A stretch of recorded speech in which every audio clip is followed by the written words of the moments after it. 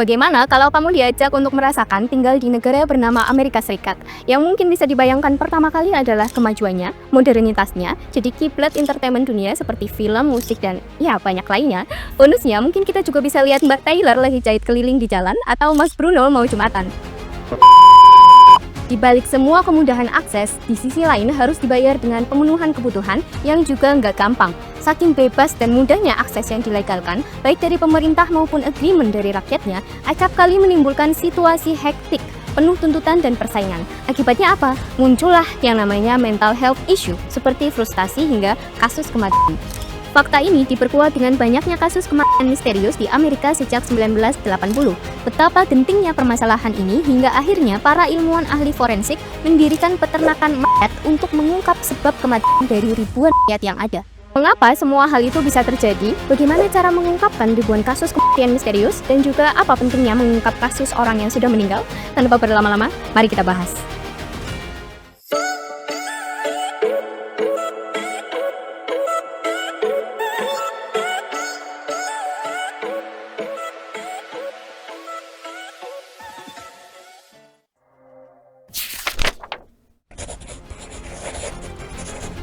Bagi kita yang mendengar ternyata ada fasilitas peternakan mayat, ini mungkin berpikir, kenapa ya nggak bisa wajar-wajar aja sih peternakan ayam misalnya atau sapi? Ini mayat diternak. Memang Amerika ada aja gebrakannya. Peternakan ini berada di Texas dengan luas lahan 16 hektar milik seorang bernama Harry Freeman dan Joe, saudaranya. Pada 2008, lahan ini dipinjamkan ke Texas State University untuk dijadikan pusat penelitian antropologi forensik bernama Freeman Ranch. Walaupun tempat ini kemudian masuk ke dalam daftar tempat-tempat paling seram di dunia, peternakan ini bukan berarti tempat pembantian massal, bukan juga untuk hal-hal mistis, tapi purely untuk pengetahuan. Mayat yang ada di sana secara legal didapat dengan dua cara. Yang pertama berasal dari keluarga yang tidak mampu membayar biaya pemakaman. Ya, biaya pemakaman di sana mahal, seenggaknya berkisar $5.000 atau 78 juta rupiah. Waduh, kalau di Indo kita punya nih Cimehong yang jualan tanah kuburan dengan range harga segitu. Anda yang masih punya stok kuburan juga saya bisa jadi calo, thank you. Benar-benar pebisnis dunia akhirat. Selain sumbangan dari keluarga yang kurang mampu, Freeman Ranch juga menerima mayat yang nggak dikenal atau ditinggalkan dalam berbagai kondisi. Menurut Profesor Antropologi Texas State, Daniel Westcott, bilang penelitian ini bertujuan untuk mengetahui bagaimana penguraian bekerja pada tingkat dasar, khususnya pada tubuh manusia. Karena terus menerima sumbangan mayat inilah kemudian dijuluki peternakan mayat. Menariknya, banyak orang hidup yang berencana menyumbangkan mayatnya jika kelak ia meninggal. Selain karena biaya pemakaman di sana mehong, juga karena beberapa orang, terutama dari kalangan saintis, ingin berkontribusi mendedikasikan dirinya, bahkan hingga meninggal untuk kepentingan ilmu pengetahuan. Walaupun begitu, Freeman Ranch tidak sembarangan menerima sumbangan mayat. Ada syaratnya, di antaranya mayat itu harus gemuk, diautopsi atau beberapa organnya sudah didonorkan, dan tidak punya penyakit menular. Freeman Ranch sebenarnya dikhususkan untuk para peneliti, tapi nggak ada larangan bagi masyarakat umum yang ingin berkunjung. Jadi gimana? Kalau kamu diajak wisata peternakan Freeman Ranch, tertarik nggak?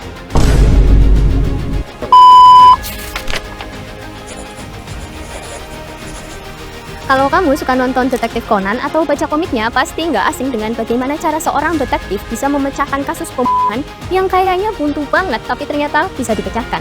Tapi di sini kita nggak bakal bahas eksperimen sains Detektif Conan seperti membuat lampu dari air susu atau menyalakan api menggunakan air, melainkan pada cara kerja para ahli dalam mengungkap sebab kematian yang tidak wajar. Pemecahan kasus pembunuhan biasanya diperuntukkan untuk kategori kematian yang tidak wajar. Nah, ternyata ada ya, kategori kematian yang wajar dan tidak wajar. Kalau kematian wajar biasanya disebabkan karena penyakit, maka tentu saja tidak diperlukan lagi penyelidikan kematiannya. Sementara, kalau si korban ini mengalami kecelakaan, pembunuhan atau bunuh diri, maka biasanya dapat dilakukan penyelidikan. Penyelidikan ini melibatkan berbagai ahli, diantaranya adalah antropolog forensik. Secara umum, pengertian antropologi forensik adalah pemeriksaan sisa-sisa kerangka manusia yang membantu lembaga penegak hukum untuk pemulihan sisa-sisa kerangka manusia, menentukan identitasnya, menafsirkan trauma, dan memperkirakan waktu sejak kematian. Dalam melakukan usaha pemecahan kasus pembunuhan, setiap negara memiliki kebijakannya masing-masing. Amerika menganut sistem medical examiner, yang mana autopsi bisa langsung dilakukan oleh dokter atau ahli patologi forensik. Sedangkan di Indonesia, yang menganut sistem kontinental, dokter atau ahli patologi forensik terlebih dahulu harus menerima surat perintah dari kepolisian. Tingkat kriminalitas di Amerika yang tinggi mengakibatkan banyaknya orang hilang dan jenazah tanpa identitas. Peristiwa besar ini disebut The Nation's Silent Mass Disaster. Sejak 1980, tercatat ada 250.000 kasus pembunuhan yang belum terpecahkan di sana. Dan karena kurangnya dana serta dukungan untuk penelitian forensik dan penegakan hukum, jumlah tersebut terus bertambah. Disinilah peran ilmu antropologi forensik, dengan melibatkan ilmuwan, detektif, syarif, kepolisian atau penegak hukum, dokter hingga seniman forensik untuk memecahkan kasus buntu hilangnya nyawa seorang yang belum terpecahkan.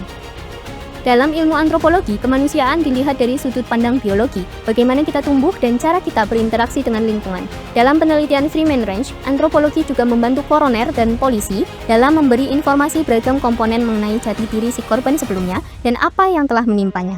Bagaimana ilmu antropologi bisa mengetahui background dari jenazah tidak dikenal sampai bisa sedalam itu? Tentunya dengan melibatkan teknologi. Di dalam laboratorium forensik, para antropolog meneliti tulang belulang, salah satunya dengan pengujian kimia isotop. Yang menarik adalah pada pengujian isotop oksigen. Jadi, air yang kita minum, makanan yang kita makan, udara yang kita hirup, itu menempel dalam tubuh kita yang kemudian membentuk pola biokimia di gigi. Bisa diketahui di mana kira-kira orang itu dibesarkan. Bahkan dari kuku yang tersisa, antropolog tahu dalam waktu 6 bulan apakah mereka pergi ke luar negeri. Semua data itulah yang membentuk alur cerita jati diri jenazah yang tidak dikenal bisa menjadi dikenali. Lebih jauh lagi, pengidentifikasian korban secara fisik sudah bisa dilakukan dengan 3D printing. Para antropolog meletakkan penanda ketebalan jaringan di tempurung kepala sesuai jaringan lunaknya yang kemudian membentuk bagian pipi, dagu, dahi. Ketika itu semua sudah membentuk satu tengkorak utuh, antropolog mampu menyimpulkan misalnya korban ini berusia 50 tahun, keturunan Eropa atau kulit putih, dan sebagainya.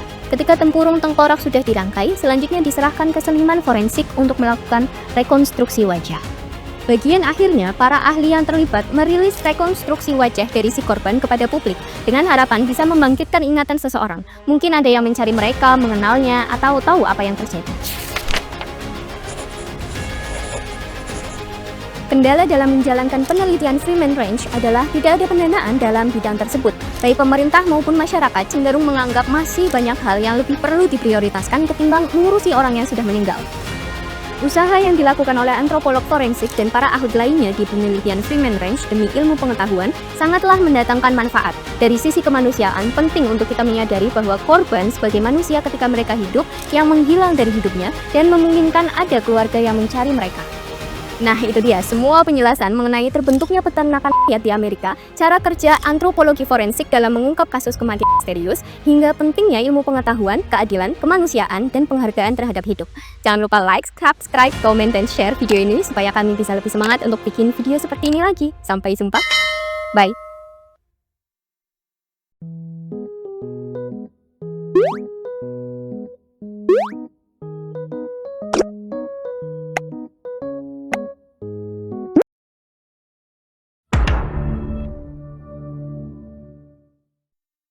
Ngapain ada yang namanya kayak uang tua nemen ya?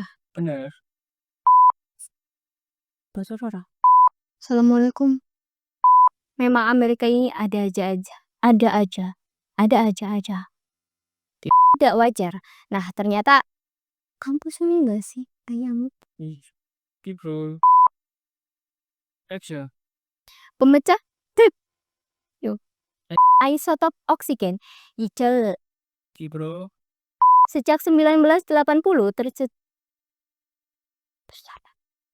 adalah Freeman. Bro, you. Jangan lupa like,